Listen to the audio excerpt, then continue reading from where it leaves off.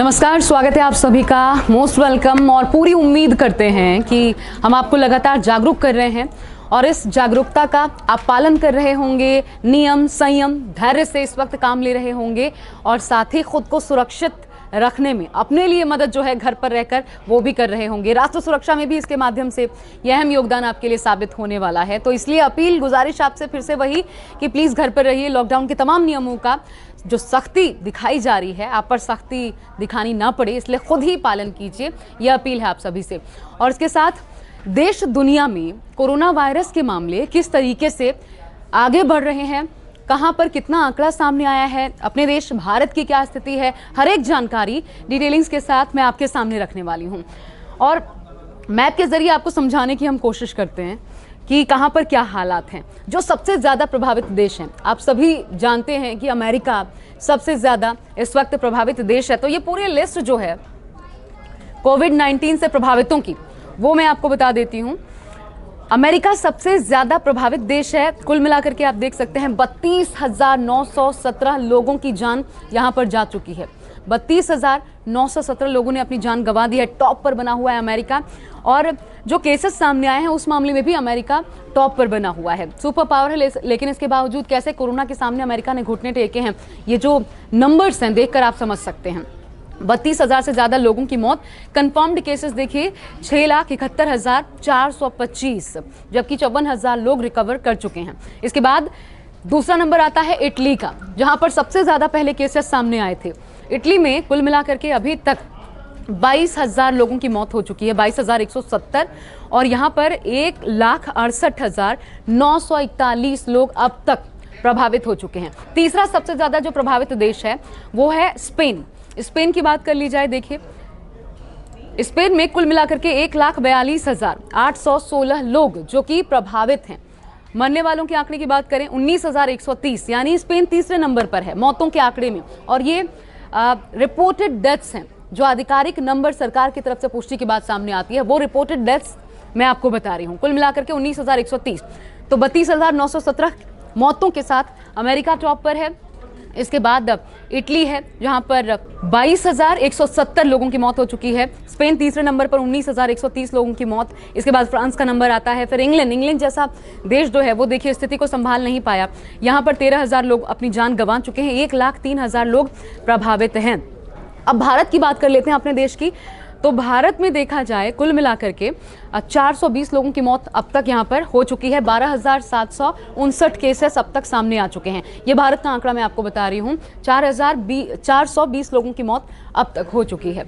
इसके अलावा 12,759 केसेस अब तक भारत में अकेले सामने आ चुके हैं। कंटेन करने की लगातार तमाम कोशिशें हो रही हैं और इसलिए भी लॉकडाउन को 3 मई तक के लिए बढ़ा दिया गया है। कुछ जगहों पर 21 तारीख से आपको थोड़ी रियायतें मिलेंगी, लेकिन वो तमाम इलाके ऐसे होंगे जो कि ग्रीन जोन्स है, जहां पर अभी किसी प्रकार कोई डर नहीं है कि आगे और ज़्यादा बढ़ेगा, या जहां पर अभी तक कोई केस सामने नहीं आया है कोरोना का, जो सुरक्षित जोन माने जा रहे हैं, वहां पर थोड़ी रियायत दी जाएगी ताकि इकोनॉमी को थोड़ी सी रफ्तार दी जा सके। जो हम लगातार खबरों में सुन रहे हैं कि पूरी तरीके से मंदी का दौर है, तो ये स्थितियां भारत की हैं। चाइना की भी बात करना, जहां से वुहान से शुरू हुआ, तो इसलिए महत्वपूर्ण हो जाता है। वहां का आंकड़ा मैं आपको बता देती हूं। चाइना में कुल मिलाकर के 4,632 लोगों की मौत हुई, जबकि 82,367 लोग जो कि इससे प्रभावित के रूप में सामने आए। लेकिन आप मौतों का अगर आंकड़ा देखें तो चाइना में 82,000 से ज़्यादा लोग संक्रमित, जबकि 4,632 ओनली डेथ केसेस सामने आए हैं। रिपोर्टेड डेथ्स की मैं बात कर रही हूं। तो इस तरीके से देखा जाए तो यहां पर मरने वालों का प्रतिशत बहुत कम है। भारत में भी अच्छी बात यह है कि प्रभावित भले नए प्रभावित सामने आ रहे हैं, चेन ऑफ ट्रांसमिशन को रोकने की कोशिश की जा रही है, लेकिन मौतों का आंकड़ा हम खुशकिस्मत हैं कि इस लिहाज से कम है। लेकिन अब मैं आपको ये बताने जा रही हूं कि देखिए, ये तो स्थिति हो गई दुनिया के तमाम बड़े देशों की और भारत की। 2 देश महत्वपूर्ण हो जाते हैं जिनको समझना हमारे लिए इम्पोर्टेंट है। ऐसा इसलिए, आगे मैं आपको ये भी बताने वाली हूँ कि अमेरिका ने ऐसी क्या गलतियाँ की जो कि अमेरिका के लोगों के लिए भारी साबित हुई। इटली ने ऐसी क्या गलतियाँ की जिसका खामियाजा इटली को भुगतना पड़ रहा है, और यहाँ पर दूसरे नंबर पर इटली बना हुआ है मौतों के साथ। लेकिन पहले ये जान लीजिए कि 2 देश बहुत महत्वपूर्ण हो जाते हैं जिनको नज़ीर के तौर पर हमें देखना चाहिए। एक ताइवान है, दूसरा सिंगापुर है। ये मैप में आपको मैं दिखाऊं, ताइवान और ये सिंगापुर। 395 कंफर्म्ड केसेस ताइवान में, 395। देखिए भारत में अभी हमने आपको बताया कि कुल मिलाकर के भारत में 12,759 केसेस सामने आ चुके हैं अब तक। ताइवान जो देश है वहां पर 395 कंफर्म्ड केसेस, महज इतने केसेस ही सामने आए हैं। 6 लोगों की, सिर्फ 6 लोगों की ताइवान में मृत्यु हुई है। ठीक होने वाले लोगों का आंकड़ा अभी 155 ऐसे लोग हैं जो कि ठीक हो चुके हैं, लगभग आधे लोग ठीक हो चुके हैं। दूसरा देश सिंगापुर, जहां पर 4,427 केसेस, कंफर्म्ड केसेस सामने आया है अब तक। महज 10 लोगों की मौत की खबर आई है, 683 लोग यहां पर रिकवर कर चुके हैं। ताइवान और सिंगापुर की बात करना इसलिए महत्वपूर्ण हो जाता है क्योंकि ताइवान वो देश है जिसने सबसे पहले शुरुआत में WHO को इस बात की ताकीद की थी, ये कहते हुए कि उसके पास पुख्ता प्रमाण इस बात के मौजूद है कि चीन में ऐसा वायरस संक्रमण जो कि तेजी से फैला सकता है और इससे ह्यूमन टू ह्यूमन संक्रमण होता है, ये दुनिया के लिए खतरा बन सकता है। तब WHO ने उस बात को नजरअंदाज किया था। वो देश जो अलार्मिंग सिचुएशन है, ये जिस देश ने कहा था वो ताइवान ही था, लेकिन ताइवान की बातों को नजरअंदाज किया गया। उसके बाद 2 महीने का लगभग वक्त लग गया WHO को, विश्व स्वास्थ्य संगठन को, इसे महामारी घोषित करने में 1.5-2 महीने का वक्त लग गया। लेकिन जब तक ये वक्त लगा तब तक बहुत देर हो चुकी थी, क्योंकि दुनिया भर में जो वुहान से, चीन से निकले लोग थे वो दुनिया भर में अलग अलग देशों में यात्रा कर चुके थे, यानी कि कोरोना बांट चुके थे। अब चीन में हालांकि इसको कंटेन किया गया, लेकिन सिंगापुर, ताइवान, ये दोनों देश क्योंकि अलर्ट मोड में थे, ताइवान ने इसको बिल्कुल सख्ती से शुरुआत में ही लेना शुरू कर दिया। इसलिए आप देख रहे हैं कि यहाँ पर कंफर्म्ड केसेस भी बेहद कम है, महज 395, और सिंगापुर में 4,427। तो आप इस तरीके से समझ सकते हैं कि जिन जिन देशों ने अपनी स्थिति को शुरुआत में ही संभाला, नज़रअंदाज नहीं किया खतरे को, उन्होंने कितने अच्छे से इसे कंटेन करने में महारत हासिल की।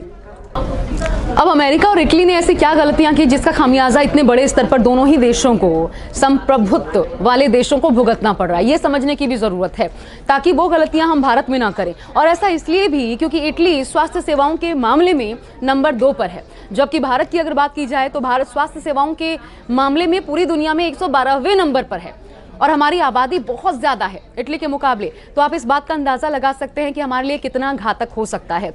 लेकिन इसलिए इस बात की जानकारी आपको होनी चाहिए कि हमने वो कौन सी गलतियां नहीं करनी है जो अमेरिका या इटली ने की, जिसका खामियाजा दोनों देशों को भुगतना पड़ रहा है। खासकर इटली में हम ये देख रहे हैं कि लगभग घुटनों के बल पूरी की पूरी सरकार आ गई, व्यवस्था चरमरा गई, लोग मर रहे थे, वहां पे इतनी सुविधा नहीं मिल पाई कि लोगों को स्ट्रेचर पर लाद के अस्पताल पहुंचाया जा सके। इन हालात का सामना इटली ने किया है।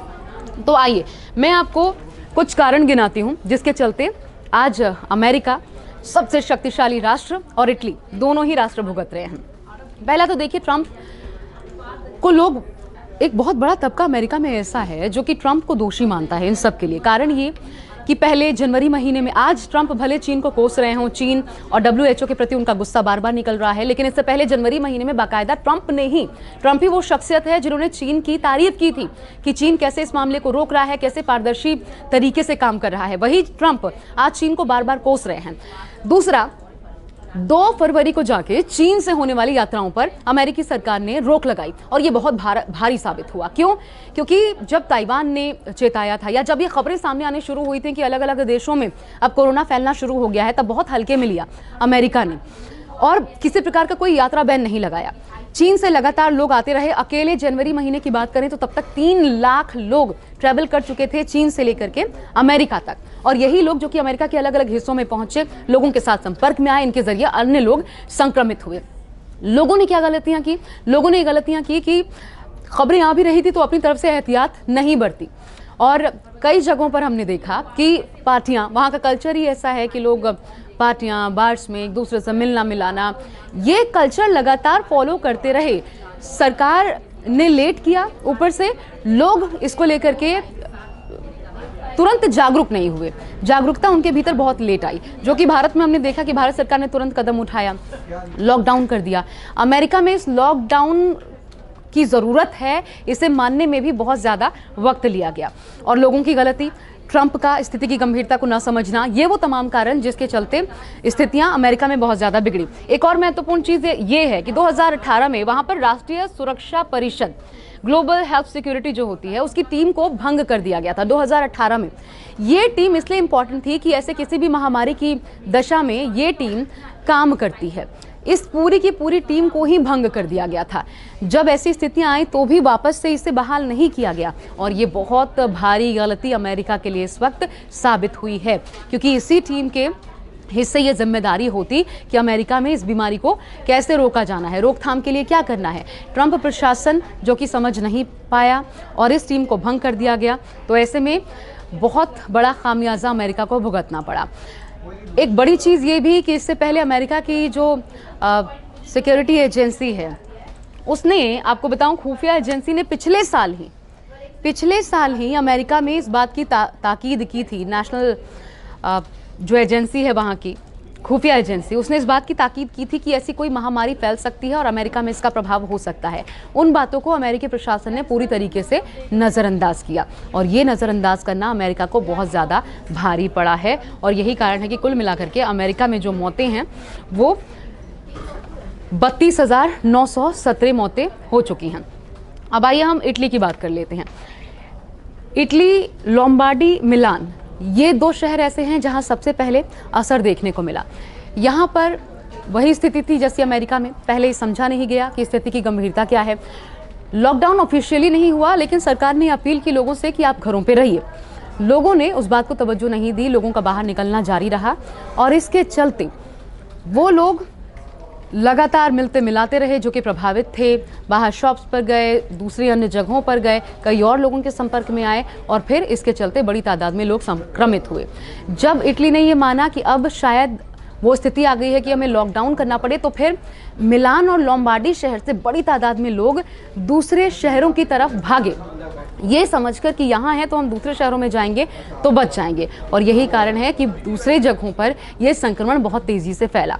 और इसलिए भी सरकार ने, अभी आप भारत में देख रहे होंगे कि लॉकडाउन के दौरान जो प्रवासी मजदूर हैं, भले वो उसी जगह पर रहें, लेकिन उनको कहीं और जाने पर रोक लगा दी गई, उनको उसी जगह पर रहने खाने की व्यवस्था की गई। खुद प्रधानमंत्री मोदी ने अपील की, आप जहां हैं वहीं पर रहिए, वहां से बाहर जाने की जरूरत नहीं है, हम वहीं पर आपके रहने खाने की व्यवस्था करेंगे।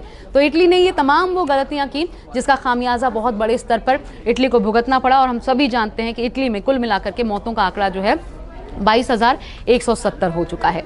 तो दो बड़े राष्ट्र और संप्रभुत्व वाले राष्ट्र जो कि इस वक्त खामियाजा भुगत रहे हैं, सिर्फ इसलिए क्योंकि उनके नागरिक समय पर नहीं चेते, सरकारें समय पर नहीं चेती। हालांकि हमारे यहाँ सरकार ने ज़रूर टाइम पर एक्शन लिया है अन्य देशों की तुलना में। अब जिम्मेदारी आम लोगों की है कि वो कैसे पालन करते हैं।